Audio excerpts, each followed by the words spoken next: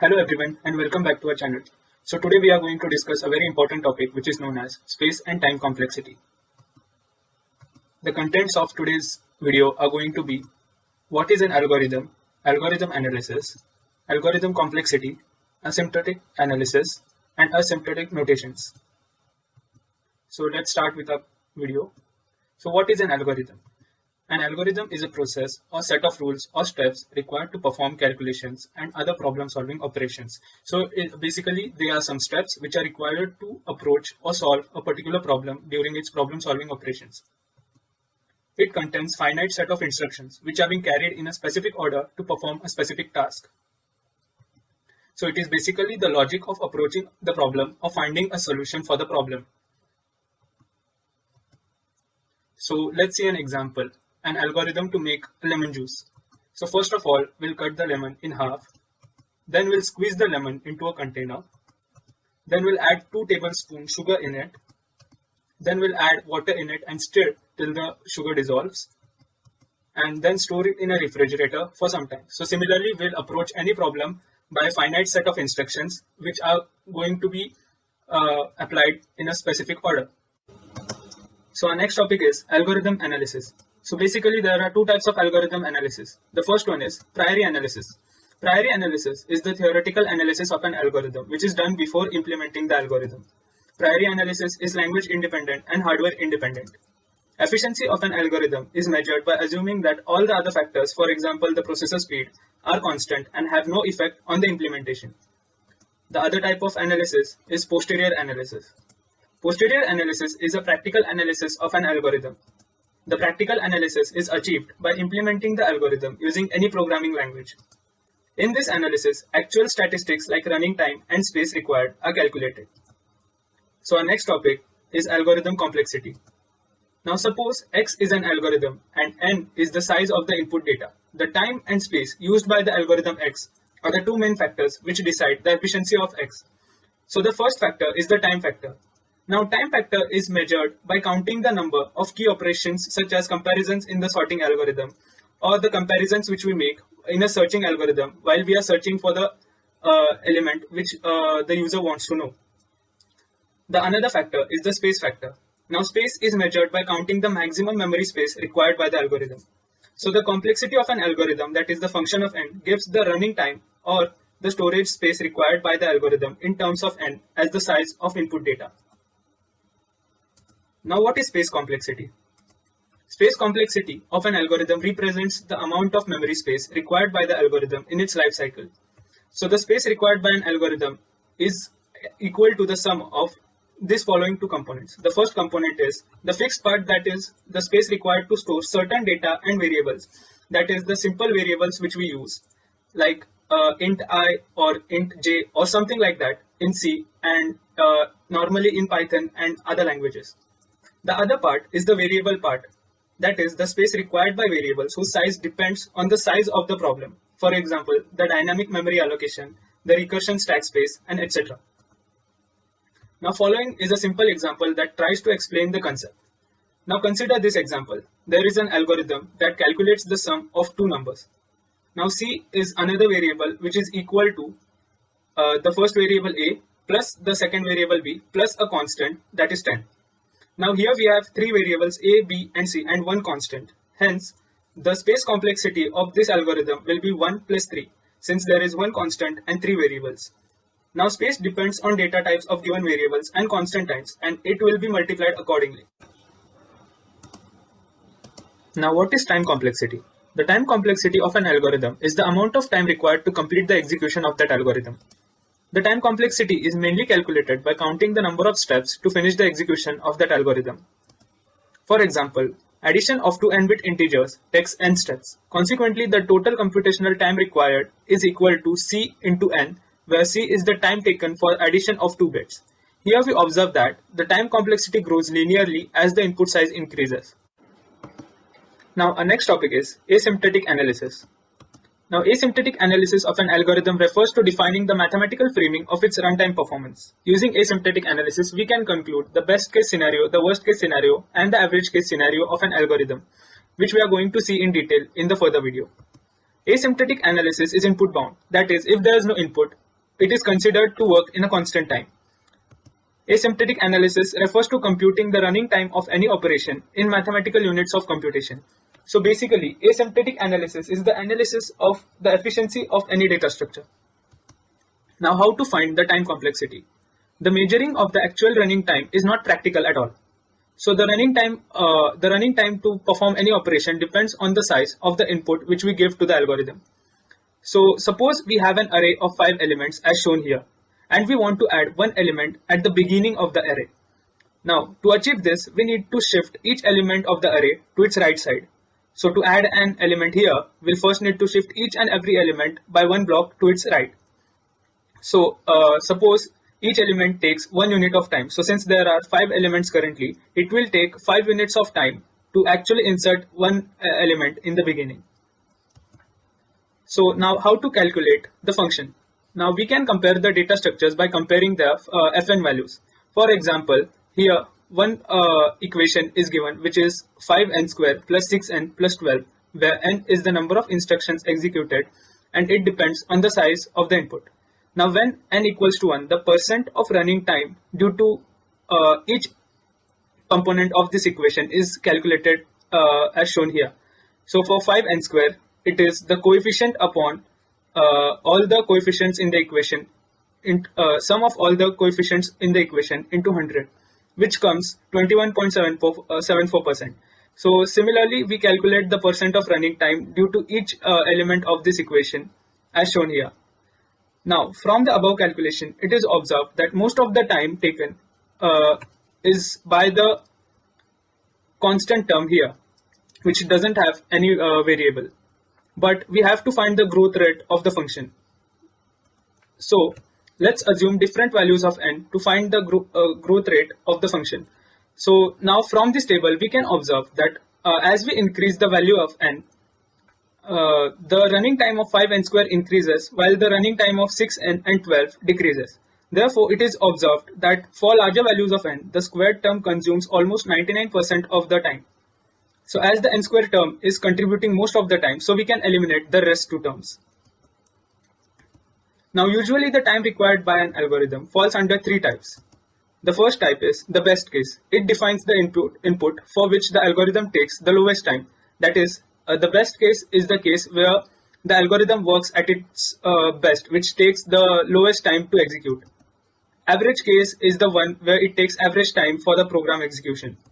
And the worst case is the input for which the algorithm takes a huge time. So our next topic is asymptotic notations. So the first notation which we are going to look is the big O notation. So the big O notation is the formal way to express the upper bound of an algorithm's running time. So it measures the worst case time complexity or the longest amount of time an algorithm can possibly take to complete. So the basic idea of using big O notation is to give an upper bound of a particular function, and eventually it leads to give a worst time complexity. It provides an assurance that a particular function does not behave suddenly as a quadratic or a cubic function, and it just behaves in a linear manner in a worst case. So as we can see in this graph, the value of Jn is always greater than the value of Fn after a particular point k. So according to this equation, Fn and Gn are two functions defined for positive integers such that Fn is equal to big O notation of Gn, and Fn is always smaller than equal to constant c into Gn for all values of n greater than equal to k. So according to this, after a certain point k, all the values of Gn are greater than all the values of Fn. Now the next notation is omega notation. Now omega notation is completely opposite to the big O notation. The omega notation is the formal way to express the lower bound of an algorithm's running time. It measures the best case time complexity or the best amount of time an algorithm can possibly take to complete. So it basically describes the best case scenario, which is completely opposite to the big O notation. So here you can see that after a certain point k, the value of Gn is always smaller than the values of Fn. So if Fn is equal to the big O notation of Gn, then Fn is always greater than equal to a constant c into Gn for all values of n greater than equal to k. We are going to see this with an example in further video. So the last notation is theta notation. Now the theta notation is formal way to express both the lower bound and the upper bound of an algorithm's running time. So it basically represents the average case scenario. So in this we can see that the value of fn always lies between the two values of gn. So here we can see if fn is equal to the theta notation of gn, then there exist two constant values, that is c1 and c2, such that c1 into gn is smaller than equal to fn smaller than equal to c2 into gn.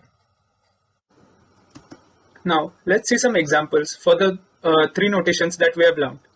So let's consider an equation that is 2n plus 3. So for big O notation, what we simply have to do is find such a value such that 2n plus 3 is always smaller than that value. So the easiest method which we use is we simply give n variable to the constants which don't have any variables. So simply we get is 5n, which is always which will be always greater than 2n plus 3 if we calculate by putting some values for n. For omega notation, we simply have to find a value such that 2n plus 3 is always greater than that value. So simply 1n is a value for which 2n plus 3 will always be greater. And for theta notation, we simply have to put an upper bound and one lower bound, and this will clear the theta notation. So let's see some common asymptotic notations.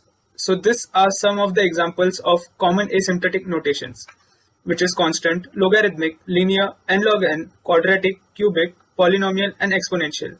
These are some of the asymptotic notations which are very often used while executing algorithms. So let's see some examples of notations. So our first example is quadratic big O notation. So here we can see a code that prints all the possible ordered pairs from an array. So here we are nesting two loops. Now if our array has n items, our outer loop runs n times and our inner loop also runs n times for each iteration of the outer loop. So it gives us total n square prints. So if the array has 10 items, we have to print 100 times. So let's see this example in a bit detail in our IDE and Paint. So let's see this example. So consider this an array of n elements. So we have nested two for loops. So the first for loop will go from here to here, then here, here, here, and so on. And the second for loop, what it does is, first of all, for this element, considering the first element, the first for loop will wait here until the second for loop runs with all the elements. So the first for loop will wait on the first element, and the second for loop will iterate throughout the array and print all those elements with the first element. Then the first for loop will jump onto the second element, and the second for loop will again run iterate through all the elements and print those all elements with the second element, and so on it will do for each and every element in this array. So for example, let's consider here is 1, 2, and so on. So for it will wait for 1 here and print all the other numbers in the in this array. For example, 1, 2, 3, 4, like that. It will print all those pairs, and now it will jump on to the second element, which we can consider it is 2. Then it will print all the other elements with 2 until throughout the array, and so on. So if there are let's consider 5 elements. So there will be total 5 square, that is 25 pairs, which will be printed on a console. So let's see this example in our IDE. So here is the code for the example. So here we can see that we have nested two for loops. Now for the first element, the first for loop will wait until the second for loop runs or iterates through all the elements and makes the all the possible pairs here. So it takes input an array and the size of the array. So this is the driver code, which we have given an array of 5 elements, and also we have calculated the size of the array, and then we have given these two arguments to the function which we have created to print the pairs. Now let's run this code and see what actually happens.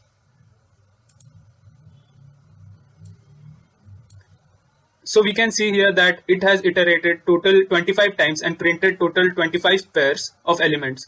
So since the first for loop waits on the first element till the second for loop iterates throughout the array, and then it jumps to the second element, and the second for loop again iterates throughout the array. So that's why this is an example of quadratic time, since it runs in quadratic time.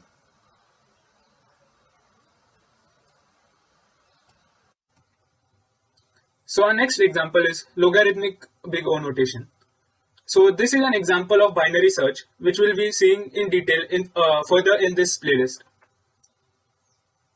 So let's run this code in our IDE and see what the binary search actually does.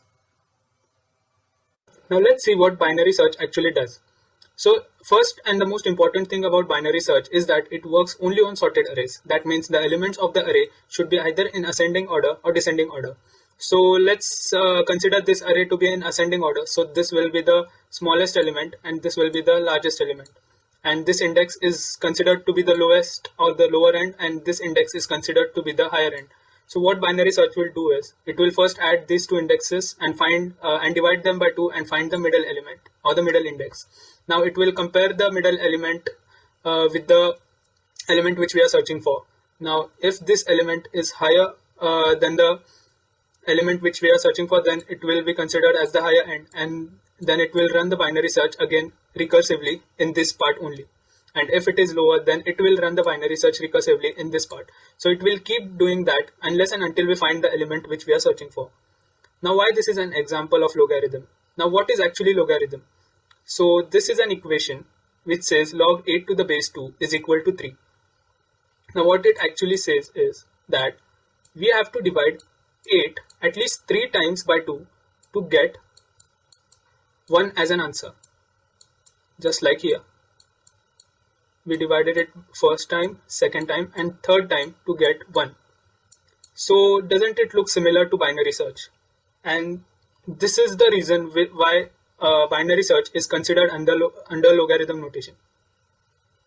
Now let's run some code of binary search and see the implementation in the IDE. Now let's see the execution of binary search in our IDE. Now the detailed execution of binary search will be taken further in this playlist, but we can at least see how this works.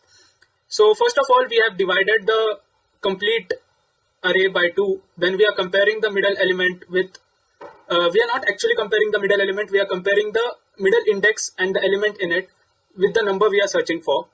And similarly, as we saw in the explanation of binary search, it is comparing with the number. If it is smaller, it is taking the other half, and if it is bigger, it is taking the next half. So let's see if it works. So it is asking for the number we want to search, and this is the array which we have passed for the binary search. So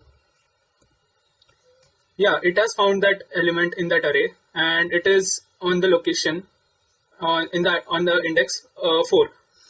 So it is not actually index 4, but we have passed it in such a way that it will return the index 4.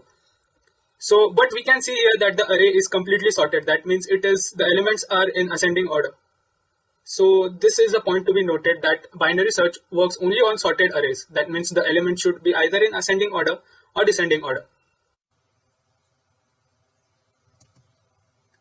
So our next example is n log n big O notation. So here is an example of n log n notation. Now this example is also called quicksort. It is one of the sorting algorithms which we will see in detail further in this playlist.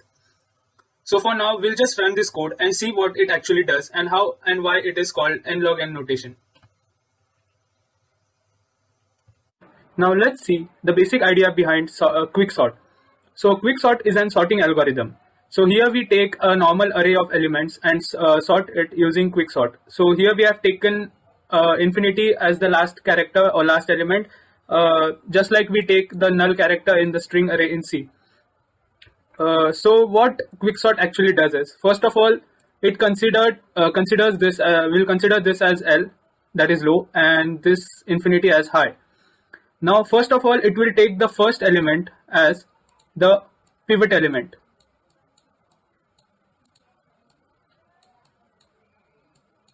Now what it actually does is, after the pivot element, it will introduce two variables, that is I and j.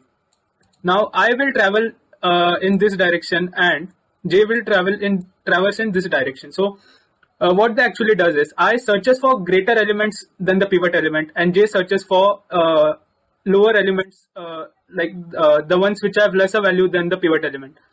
So for example, here we have 15. Now it will compare 15 with the pivot element. Now 15 is higher than pivot element, so then the next thing, J will compare the this element with pivot element. Now this is lower than the pivot element, so what actually happens is they interchange their places. So 15 will come here and 9 will go here. This actually happens because the pivot element is considered to be the perfect sorted element, and it has to be in a position in the middle such that all the lower elements are on its left side and all the higher elements are on its right side.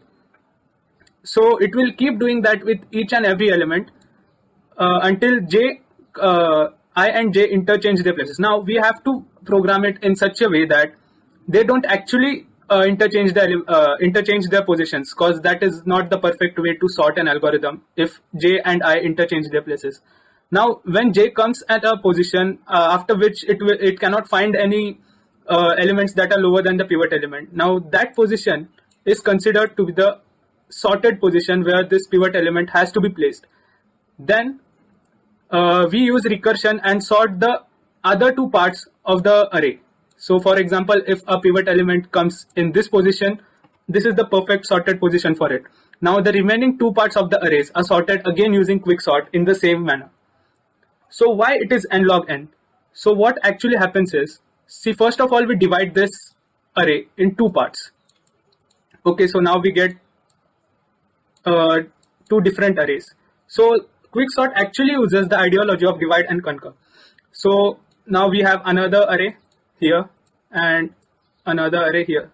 Now actually, sorry for my drawing, but now further it will keep dividing these arrays into half parts of the arrays. So this is how actually the equation of n log n works, and hence it is considered to be the complexity of quicksort. Now let's say the implementation of quicksort algorithm. So the proper execution and implementation will be explained in the further part of the playlist, but we can at least see how it works when we implement the algorithm. So this is the code for quicksort algorithm. Now let's see what it does to this array when we run the code. So we can see that this array is not sorted. So when we run the code, the sorted array is printed here. So this is how the quicksort algorithm works with n log n complexity. Thank you for watching our video, and stay tuned for all the other interesting videos that are yet to come in this playlist.